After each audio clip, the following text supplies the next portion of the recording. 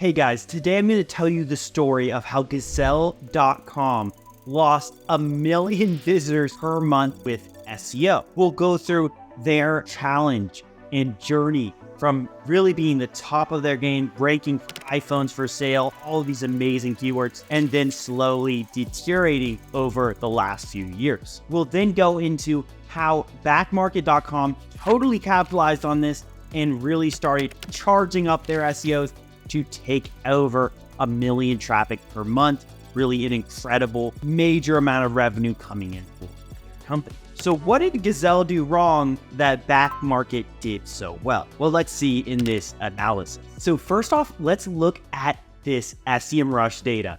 So we see here Backmarket just growing like crazy ever since 2019.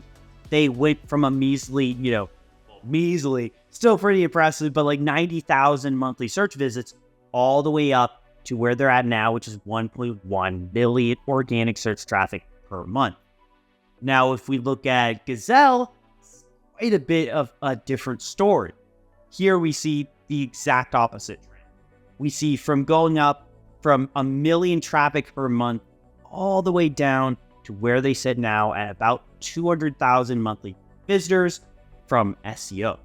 Now, of course, still impressive, still good to have those monthly visitors coming in. A lot of people would kill for 200,000 visitors per month, but considering their past success and considering the strength of the Gazelle brand and how it really was the first online retailer of its nature, makes this an exciting and interesting case to analyze. So I'm running my screaming frogs for both websites right now so we can look into their structure, because that's really the first point I want to jump into, is the SEO structure on Gazelle versus Backmarket and the differences that really define why one works and why another doesn't. This is internal linking. It's super important for SEO as well as just users. You're trying to create a good navigation flow. And so I'm going to go into the internal linking structure, as well as just a little bit about technical SEO as well. So first off, on Gazelle, if we just look at their original structure, this has been since the beginning of time, so it's not as critical, but we do have a strange structure right off the start, which is sell and buy. And that's fine in of itself, right? The sell section actually is better made. So you have all the different types of phones here. But then if I click buy, it then goes to a subdomain. Now, subdomains do take some of the power of the original domain, but it's always advisable to not use a subdomain on your website, right? You want to keep this simple for Google. A subdomain is practically a new website. So already this isn't as clean of a tech setup as what Backmarket is using. But even more important than that, because that was the same as back in the day and everything like that, but more important than that is how they actually internally link the website. So if I'm on here and I want to buy a used iPhone, right? So both of these companies sell refurbished iPhones, iPads, those types of things. So phones. This is the homepage for buy.gazelle.com. And if I scroll down here, we have some products, and then we have 4 categories, and we have more products, and then we have a very big footer. But that's about it. I mean, even here, I'm not like super impressed with the homepage. Now let's just try Backmarket and check out their homepage. So they have a nice, back to school, they're doing clearly some promotional stuff. They have products, what's actually new. They have some iPads, they have some features of their products, popular products, different types of products, and then also some short form content. I mean, that's kind of cool. It's a little bit laggy right now. I'm not sure, a little bit laggy there, but it's still kind of cool. And then of course they have blog posts linked here. You need to link as many, pieces of content as you can, more categories, and then information about how to trade in your old tech, trust signals about EAT, or B Corp certified. I can learn all about that here and then get on their email, as well as some EAT stuff for, building trust with like, hey, we're mentioned on the Wall Street Journal, on Forbes, all these different places, and they have no follow links to those. And then they also have some FAQs, and you can even click on more FAQs and you can find out more. Then they have a humongous, I guess this is a footer, but humongous footer type thing that's just linking to everywhere on their huge websites. And then a real footer, right? So I think this is actually just part of the homepage, which is just incredible. I mean, from an SEO standpoint, it's wild, right? Like this is linking to so many different places on the website. And already we can see that Backmarket's internal linking is way better than what Gazelle is doing. Gazelle is really just putting in, this homepage is not even very good for CRO, right? It's just very basic, as some links to products, nothing really telling me about the brand. Don't even see an About Us page here, really. And then you have to scroll down to find any About Us. It's really not the best structure for a website. The website itself looks a little bit old.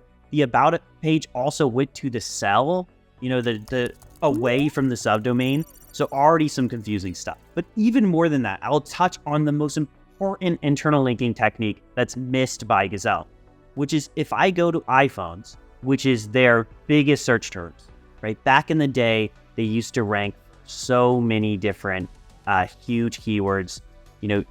This is their current rankings, but let me check here. So many large keywords like iPhone for sale, all these major terms. And iPhones for sale, iPhone 6 Plus, they literally rank for iPhone 6 Plus. Cheap iPhone 7 Plus, used iPhone 7. You can start to understand the structure of how their websites should be designed, right? So the structure is actually simple. If somebody's looking to buy an iPhone, a used iPhone, first they're going to want to decide which iPhone they want to buy, right? It's a used iPhone, so it's not just going to be the newest ones. They might want to buy a 12. They might want to buy a 13, a 7, whatever iPhone they want to buy. You should then categorize each one by the type of iPhone and make that easily navigational so that people can find what they want, and search engines can too.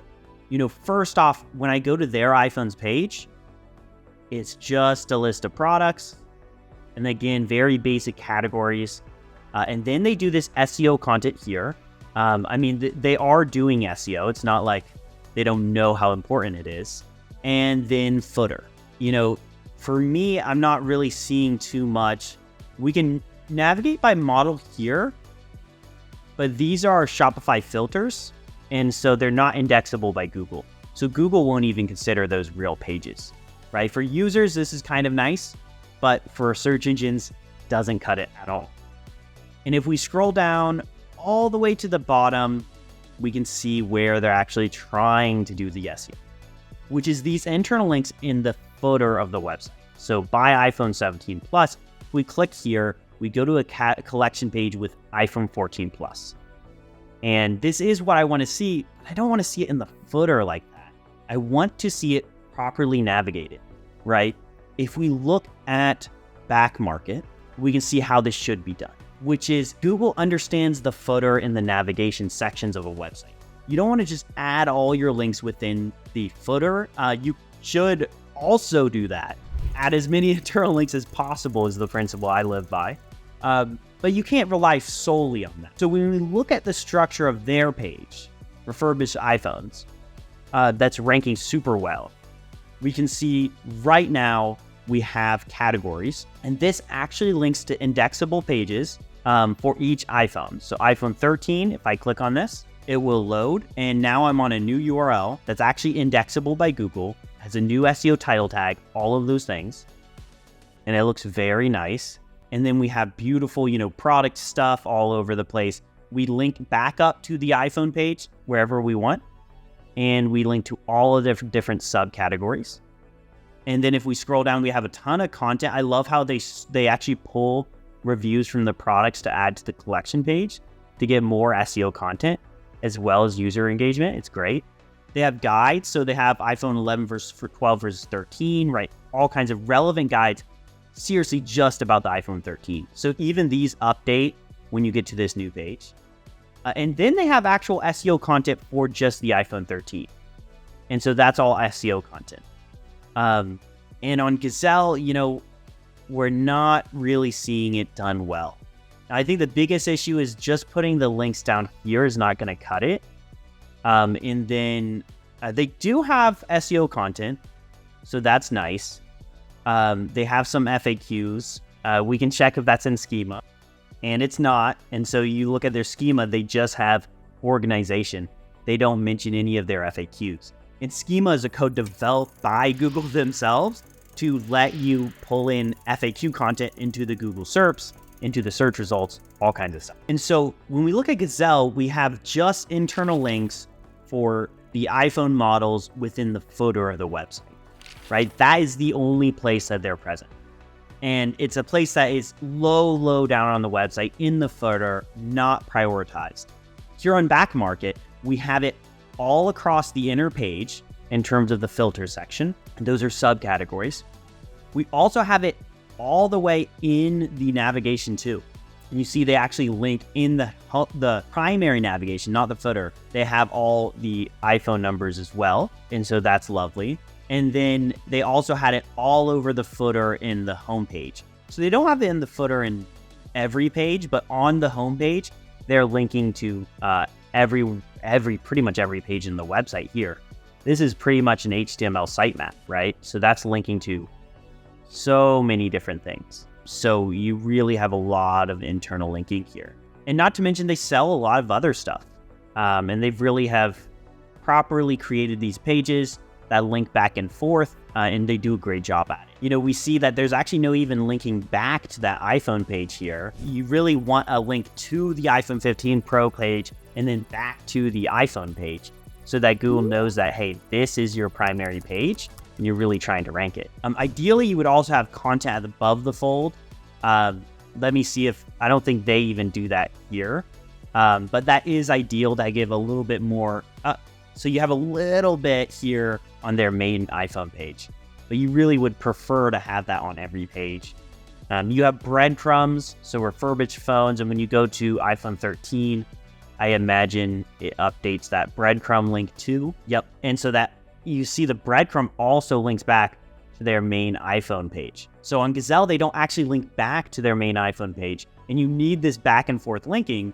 You know, from a simple sense, think of your customer. They walk into this door, they're looking at iPhone 12s, maybe they decide, maybe I want to go to an iPhone 13. Well, they need a way to get back to iPhone 12 or the general iPhone page, as well as it's really nice when there's a filter menu with different other iPhones. So there's a lot that is nicely done here. Not even getting into anything but just basic internal linking and structure of the website. And then if we actually go into a product page like this iPhone 13, I mean, not even mentioning how beautiful this website truly is. I mean, it does a great job at CRO and engaging the user. But it also has correct breadcrumbs where it links to the iPhone as well as the iPhone 13, all the way back to the refurbished phone. This goes deeply into the way the website is structured and internally linked so that Google and users can navigate and understand it better. This is a huge portion of SEO that you really can't miss. And so if you don't have breadcrumbs on your product pages, you need to start thinking about it. Now, if we look at Gazelle, they do have some product page content. They have home and iPhones, but again, they totally miss the iPhone 11 category. Those models aren't actually thoroughly linked in the website. They pretty much are just focusing links on one page, and it just doesn't feel like it's all that good. The only place they're linking to those submodels are down here at the bottom, and these pages are getting no love, right? So you can tell that they're getting very little traffic on those pages through SEMrush. And the reason is because of this internal linking issue. They're not actually even choosing those pages to be really highly interlinked on the website like Backmarket is doing. And then, I mean, also, we can give a round of applause for Backmarket for these beautiful, I mean, look at the way the side menu pops out for SEO content, and you have FAQs here. I mean, it's truly beautiful website and SEO work done. Gotta say, their team deserves the million organic traffic per month they're getting. You know, huge props to them. And we haven't even checked out their blog content, which is also stellar and does a great job at internal linking, while Gazelle doesn't quite match it. So I hope you enjoyed the video. Let me know your thoughts. Give it a like if you got any benefit from this. I'm going to do an even deeper dive into Backmarket next video, just because I think there's tons of cool stuff to learn from this website. So do subscribe and keep notified about the new case studies I'm pushing out. So thank you guys for your time. You have a great rest of your day. See ya.